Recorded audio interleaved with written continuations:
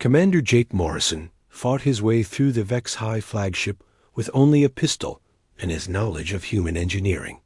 The aliens had never designed their ships to stop boarders, because no enemy had ever been crazy enough to board a flagship in the middle of a battle. Jake reached the planet killer's control room with 3 minutes to spare. War Marshal Zekthara was there, personally overseeing the weapon that would destroy Nerelia and everyone on it. "Human," Zekthara said when he saw Jake, "you are too late. In 2 minutes, your allies will die." "Not if I stop you," Jake replied.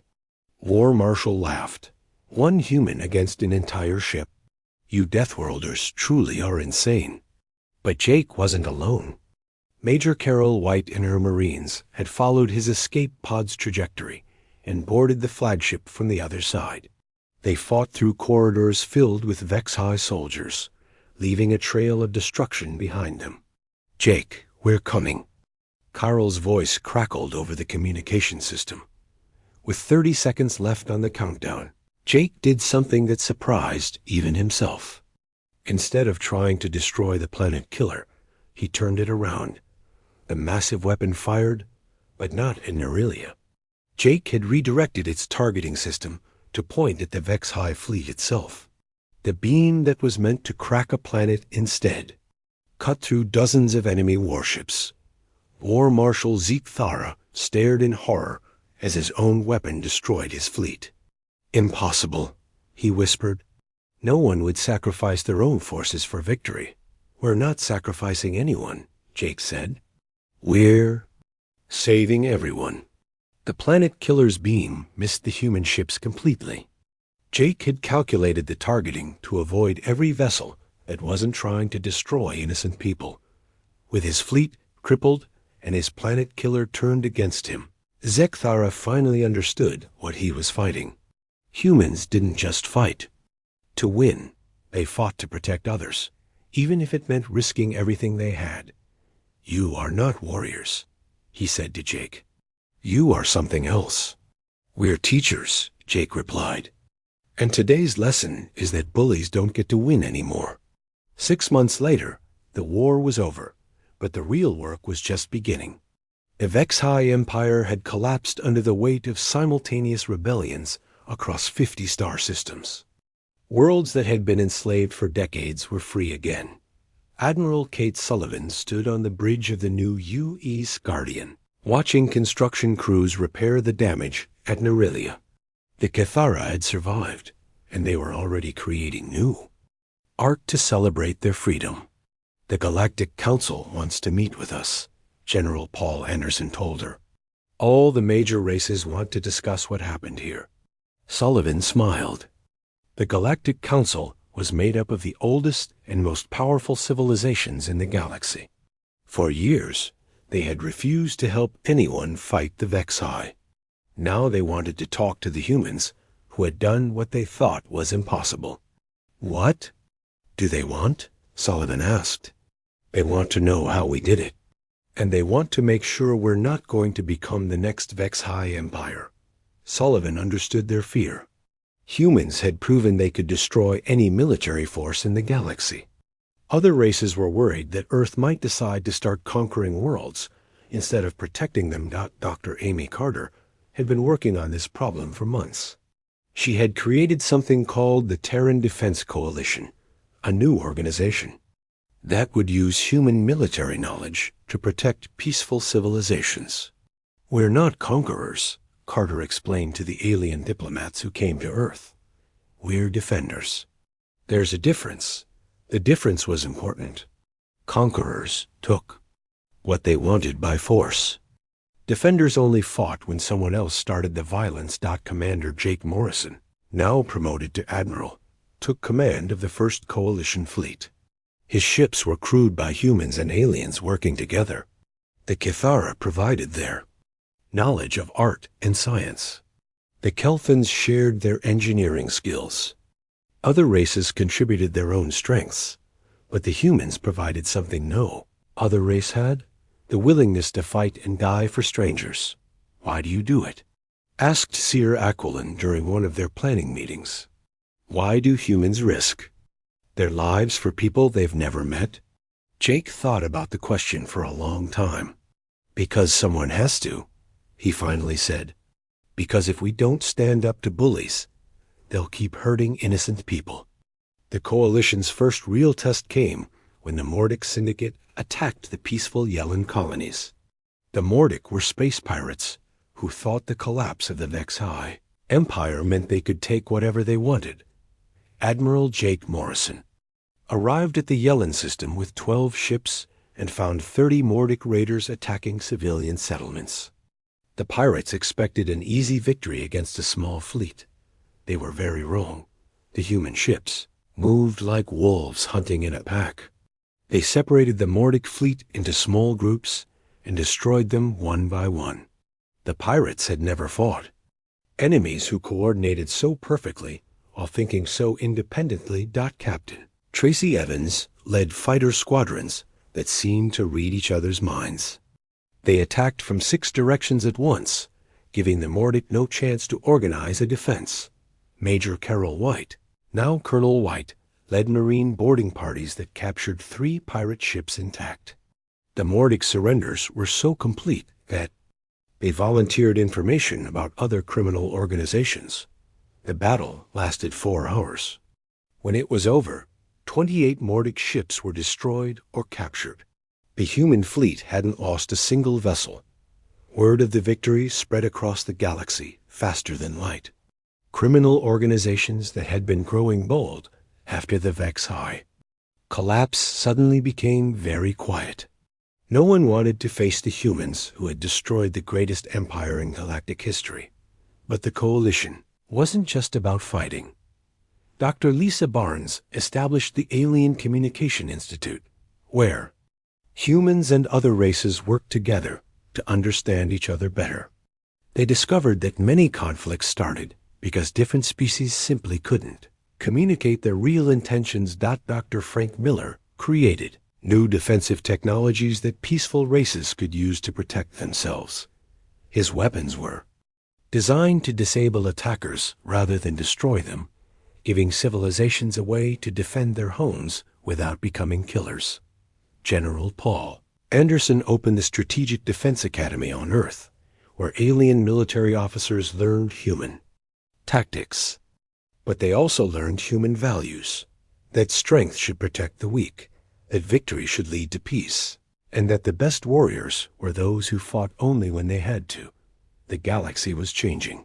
For the first time in centuries, peaceful civilizations didn't have to live in fear. They knew that if bullies attacked them, help would come. Admiral Jake Morrison sat in his command chair aboard the UES Guardian, reading reports from across the galaxy. Rebellions were succeeding on worlds that had been enslaved for generations. Trade routes were safe again. Art and science were flourishing, as civilizations no longer had to spend all their resources on hiding from predators. His communication officer interrupted his reading. Admiral, we're receiving a distress call. Jake's heart beat faster. Even after all this time, distress calls still made him think of that first desperate message from the Cathara. Where is it coming from? The Telos system. A race called the Ashanti. They say something called the Shadow Fleet is attacking their worlds. Jake had never heard of the Shadow Fleet, but it didn't matter. Someone was asking for help, and humans didn't ignore calls for help. Set course for Telos, he ordered. Maximum speed. As the Guardian accelerated toward another war, Jake thought about how much had changed since that day when they first heard the Kithra's plea for help. The galaxy was a safer place now, but it would never be completely safe.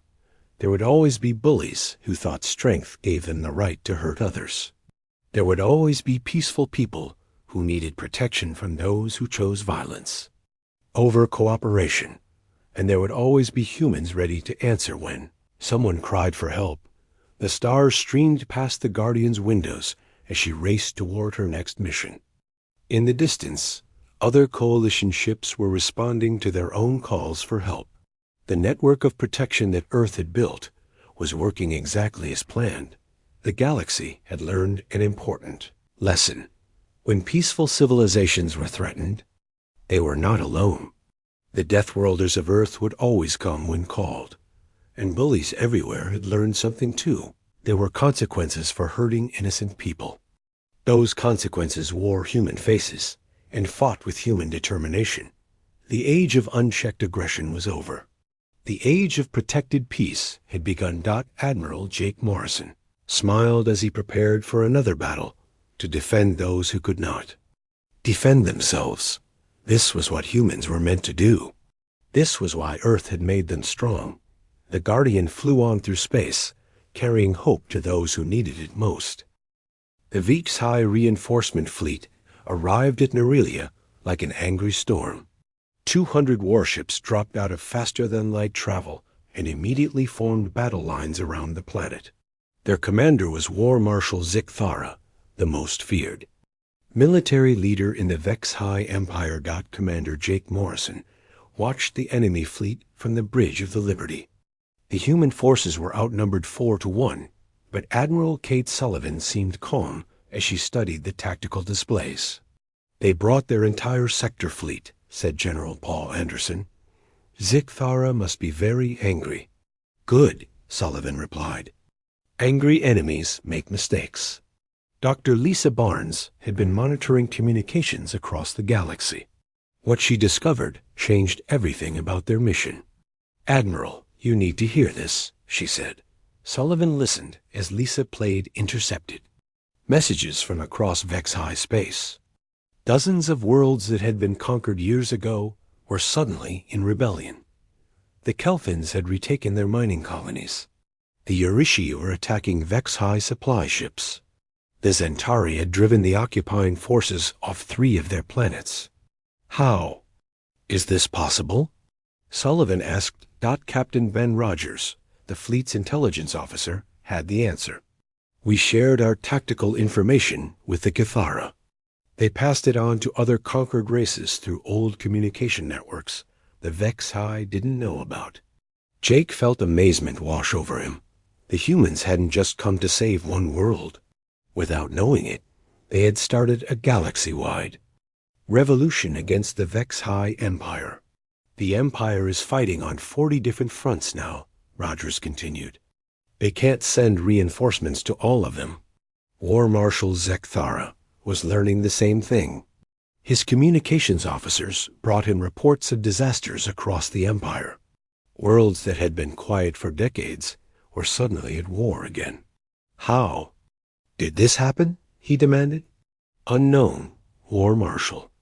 The rebellions all started at the same time, using similar tactics. Someone taught them how to fight." Zikthara studied the tactical reports from Nerelia. The humans had used strategies he had never seen before. Instead of fighting big battles, they hit small targets and disappeared. Instead of protecting their ships, they used them as weapons. Instead of surrendering when outnumbered, they became more dangerous. "These humans are not like other races," he told his staff. "They fight like predators, not prey." Lieutenant Colonel Sam Walker was leading deep strike missions into HFY territory while the enemy was distracted at Nerelia. His ships appeared at undefended worlds and destroyed the industrial facilities that built HFY weapons and ships.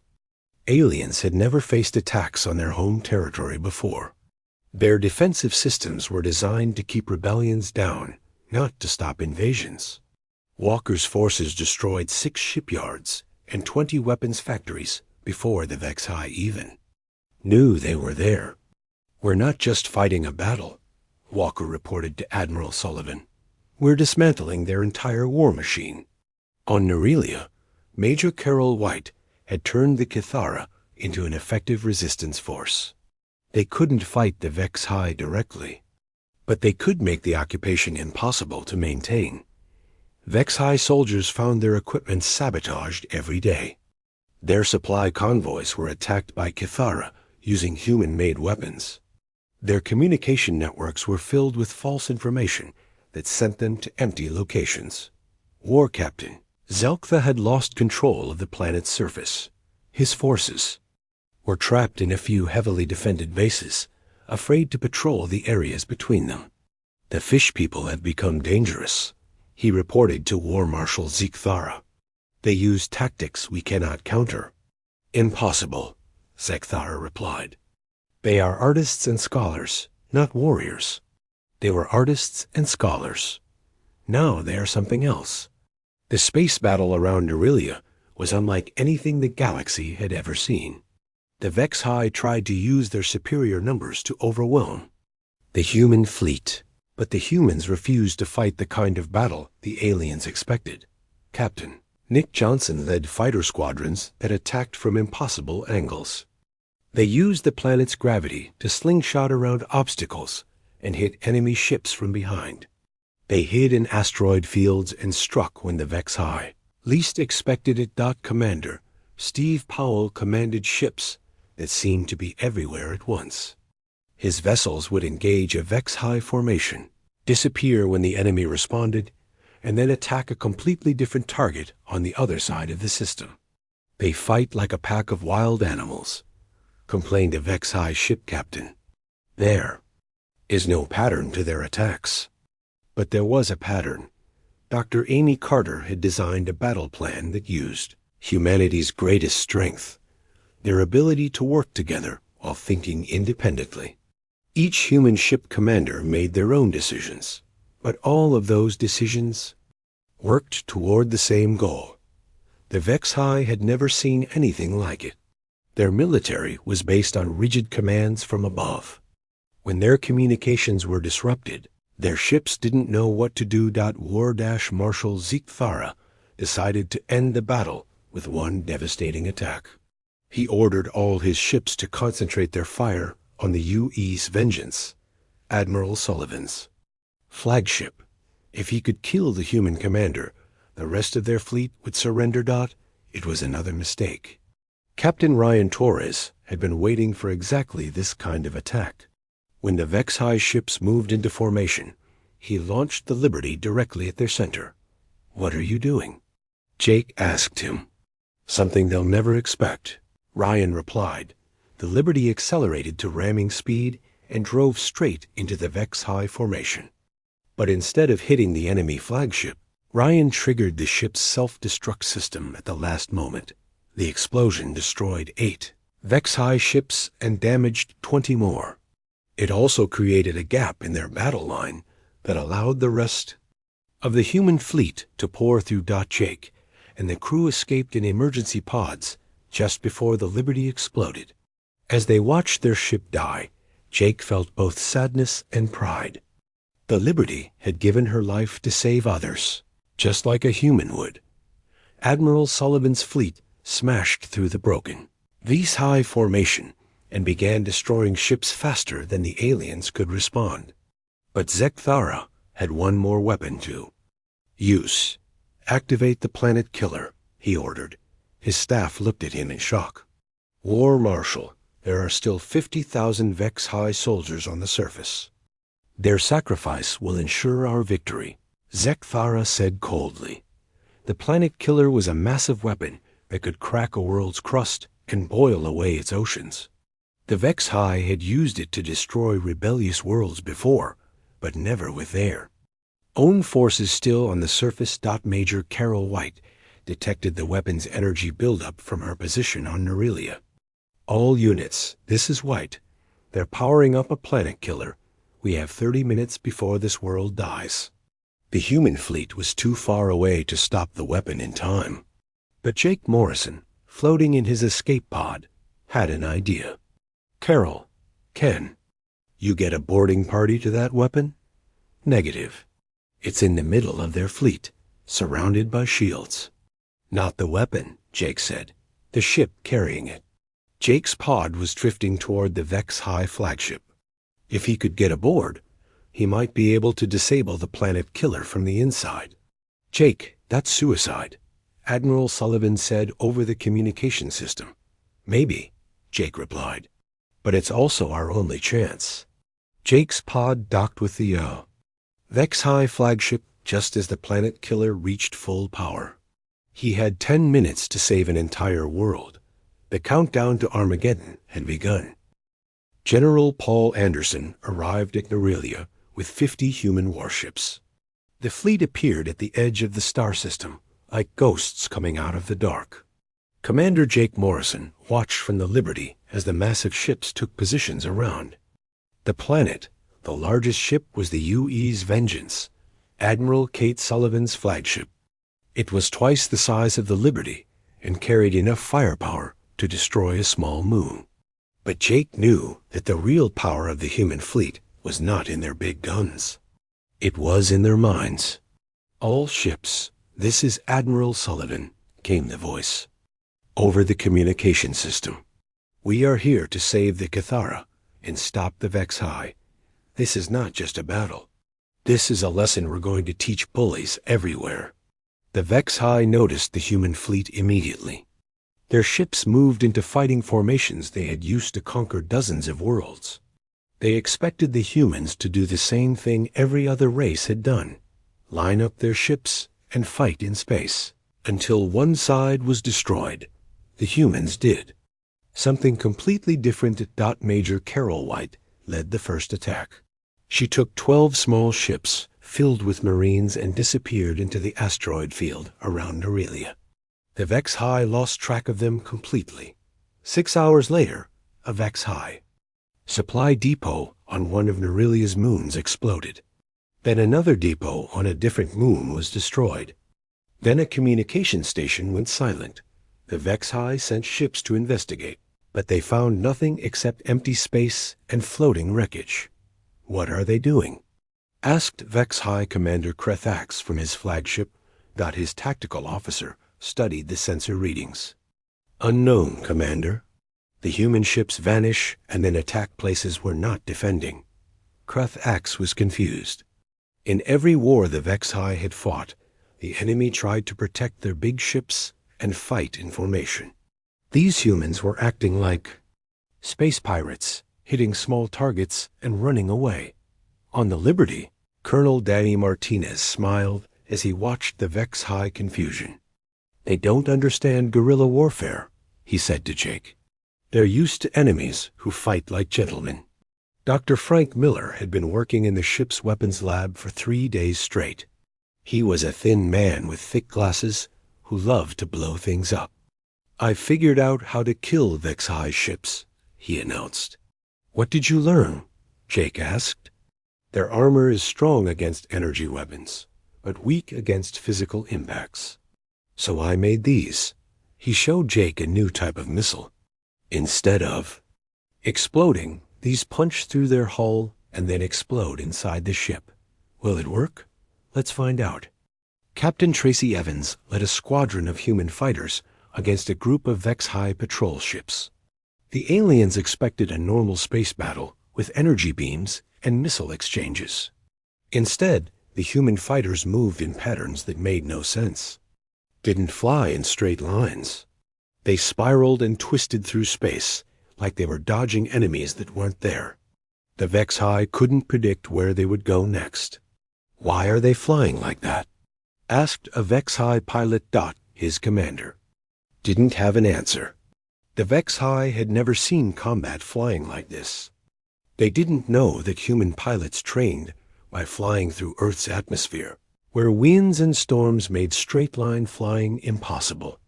When Tracy's fighters got close enough, they fired Dr. Miller's new missiles. The Vex High ship's armor meant nothing. The missiles punched through their hulls like bullets through paper. 3 Vex High ships exploded in the first minute of the fight. The surviving Vex High pilots panicked and flew away as fast as they could. They had never retreated from a battle before, but they had never fought enemies who moved like angry hornets and fired weapons that ignored armor. Down on Aurelia's surface, Major Carol White was teaching the Cathara how to fight back. It was not easy. The aquatic aliens had never hurt anyone in their lives. "You don't have to become killers," Carol told them through Dr. Lisa Barnes' translation. "You just have to make the Vex High's job harder." She showed them how to sabotage Vex High equipment when the aliens weren't looking, how to pass information between hidden groups, how to make the invaders afraid to travel alone. Seer Aquilin was Amazed, "You make war sound like art," he said. "It is art," Carol replied. "It's the art of making your enemies do what you want them to do." The Kithara learned quickly. Soon, Vex-High soldiers were finding their vehicles disabled in the morning. Communication lines were cut during storms. Supply convoys got lost when their navigation systems mysteriously failed. The Vex-High commander on the surface, War Captain Zelktha, was furious. "How are these fish people fighting back?" he demanded. "They don't even have weapons." His soldiers had no answers. They were trained to fight armies, not invisible enemies who struck and disappeared. Meanwhile, Commander Steve Powell was leading space battles that the Vex-High couldn't understand. Human ships would appear, attack, and vanish before the aliens could respond. They used the planet's gravity, its moons, and even the asteroid field as weapons. "It's like fighting shadows," complained a Vex-High ship captain. The truth was that humans thought about space differently than other aliens. Most races saw space as empty void between planets. Humans saw it as terrain to be used, full of hiding places and tactical advantages. After a week of these strange attacks, the Vex-High made a desperate decision. They would capture some humans and learn their secrets through torture. It was the worst mistake they could have made. Colonel Martinez had been waiting for the Vex-High to try something like this. When they sent ships to capture a human vessel, they found the UES Ranger waiting for them. The ship looked damaged and helpless. Floating dead in space, 20 Vex-High soldiers boarded the Ranger, expecting to find a crew of wounded humans. Instead, they found Sergeant Billy Thompson and his Marines waiting for them. The fight inside the ship lasted 10 minutes. When it was over, 18 Vex-High were dead and 2 were prisoners. The Marines hadn't lost a single person. The captured Vex-High told Colonel Martinez everything he wanted to know about their empire's military tactics. They were so frightened by what the humans had done to their companions that they answered every question. "They've never fought in close combat before," Martinez told Admiral Sullivan. "All their battles are fought with ships and long-range weapons. They don't know how to fight face-to-face." Sullivan smiled coldly. "Then let's teach them." The next phase of the human attack was even more confusing to the Vex-High.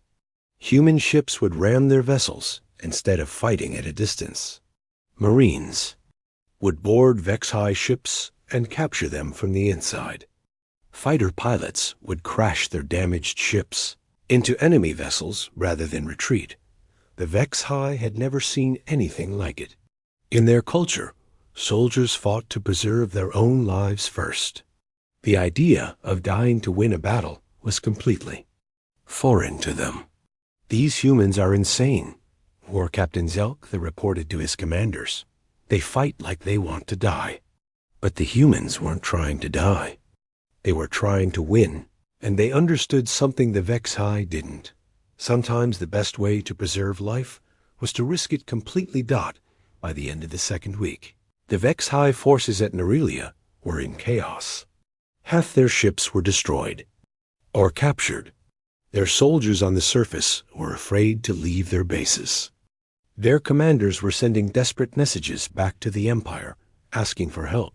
Admiral Sullivan gathered her fleet commanders for a final briefing. "The Vex-High reinforcements will arrive in 3 days," she said. "We need to finish this. Before then, what's the plan?" asked General Anderson. Sullivan showed them a map of the Vex-High positions. "We're going to do something they'll never expect. We're going to attack everything at once." Jake understood what she meant. The Vex-High were used to fighting one battle at a time, in one place. They had never faced an enemy that could coordinate dozens of attacks across an entire star system. "It's time to show them what human warfare really looks like," Sullivan said. The final battle was about to begin. The UES Liberty arrived at the Nerelia system 2 weeks later. Commander Jake Morrison stood on the bridge looking at the planet on his screen. It was beautiful, covered in blue and green oceans with small islands scattered across its surface. Something was wrong. Dark ships hung in orbit around the planet like hungry vultures. These were HFY warships, and they were everywhere. How many do you count? Jake asked Commander Alex Reed, his tactical officer. Alex studied his sensors. Carefully. 43 ships in orbit. Maybe more on the far side of the planet. Captain Ryan Torres shook his head. The Liberty is just one ship. We can't fight all of them. We're not here to fight yet, Jake said. We're here to learn. Dr. Lisa Barnes had been working day and night to improve her translation of the Kithara language. Now she could understand almost everything they said. The problem was that there weren't many Kithara left to talk to. I'm picking up weak signals from underwater cities, she said. The Kithara are hiding in the deep ocean, where the HFY can't reach them easily. Jake made a decision. Take us to the dark side of the planet. We'll hide behind one of the moons. Can try to make contact. The Liberty moved carefully through the asteroid field that surrounded Nerelia. The ship's stealth systems kept them hidden from HFY sensors. But Jake knew they couldn't stay hidden for long. Colonel Danny Martinez joined them on the bridge. He was a short, tough man who had studied alien warfare for 20 years. I've been watching the HFY attack patterns, he said. They're not trying to destroy the planet quickly. What do you mean? Jake asked. Look at their targets. Danny showed them a map on the main screen. They're hitting museums, schools, and art centers first. They're trying to break the Kithara's spirit before they destroy their bodies. Dr. Amy Carter, the ship's military strategist, nodded. It's psychological warfare. The HFY want the Kithara to give up hope before they fight back. Do the Kithara even know how to fight back? Ryan asked. Lisa had been listening to Kithara communications all day. No, she said sadly. They keep asking each other what to do, but none of them have any ideas. They've never had a war before. Jake felt anger growing in his chest. The HFY were not just conquering Nerelia. They were torturing an entire race of peaceful beings who had never hurt anyone. Can you contact the Kithara survivors? He asked Lessa. I think so, but we'll have to get closer to the planet. Captain Nick Johnson, the Liberty's best pilot, took the ship down toward Nerelia's surface. They stayed hidden in a storm system that covered half the planet. The lightning and rain would hide them from HFY sensors. When they got close enough, Lisa sent a message to the underwater cities. It took several hours before they got an answer. The voice that replied was weak and frightened. Lisa translated as the alien spoke. Who are you? Are you another race that will refuse to help us? We are humans from Earth, Lisa replied in the Kithara language. We came because we heard your call for help. There was a long silence. Then the Kithara voice spoke again, and this time it was full of surprise. You came to help us? But the others said no one would come. They said the HFY are too strong. The others were not human, Lisa said. The Kithara put them in contact with their leaders. The main spokesman was named Sir Aquilin. Through Lisa's translation, he told them about the invasion. The HFY came 3 months ago, Aquilin said. At first they only destroyed our space stations. We thought maybe they would leave if we showed them we were not a threat. But then they started attacking our cities. How many of your people are left? Jake asked. Maybe half. The others are dead or taken as slaves. We tried to hide in the deep ocean, but the HFY have machines that can find us even there. Colonel Martinez leaned forward. Have they demanded surrender? Many times. They say if we give up, they will let some of us live as workers. But we know this is a lie. Other races have told us what happens when the HFY make promises. Dr. Carter asked the most important question. How do the HFY fight? What are their tactics? Aquilin's answer made everyone on the bridge angry. They do not fight like warriors. They attack hospitals and schools. They take our young people and hurt them where we can see. They want us to suffer before we die. Jake clenched his fists. This was not war. This was cruelty for the sake of cruelty. We want to help you, Jake said. But we need to know more about the enemy. Can you tell us about their ships and weapons? For the next 6 hours, the Cathara told them everything they knew about the Vex High. The aliens were strong and had powerful weapons, but they had never faced serious resistance. They were used to winning quickly against races that gave up after the first attack. They do not understand fighting that lasts a long time, Aquilin said. All the races they conquered before surrendered within days or weeks. Sergeant Billy Thompson had been listening from the Marine Bay. He was a tough soldier who had fought in border wars with alien pirates. Sounds like they've never met anyone who fights back hard. That's exactly right, Colonel Martinez said. The Vex High are bullies. They're used to picking on races that can't defend themselves. Dr. Carter pulled up files on her computer. I've been studying every race the Vex High have conquered. All of them were peaceful. None of them had any military experience. But humans are different, Jake said. Very different, Carter agreed. We come from a world that has been trying to kill us since we first stood up on 2 legs. We've been fighting wars for thousands of years. The Vex High have no idea what that means. Captain Johnson spoke from the pilot's seat. I've been scanning their ship formations. They're spread out like they're not worried about being attacked. Because they've never been attacked before, Martinez realized. They think all space battles are one-sided massacres. Jake made contact with Admiral Sullivan back on Earth. When her face appeared on the screen, she looked grim but determined. What's your assessment, Commander? She asked. The Vex High are strong, but they're overconfident, Jake said. They've never fought anyone who knows how to fight back. Good. The battle fleet will reach you in 5 days. Until then, stay hidden and keep learning. What about the Cathara? They're dying while we watch. Admiral Sullivan's eyes hardened. They'd survived 3 months. They can survive 5 more days. When we strike, we're going to hit the Vex High so hard, they'll never forget it. That night, Jake couldn't sleep. He kept thinking about what they were planning to do. Humans had never fought a war this big before. The Vex High Empire controlled dozens of star systems and had thousands of ships. But as he listened to more Cathara distress calls, Jake realized something important. The Vex High might be strong, but they had made one big mistake.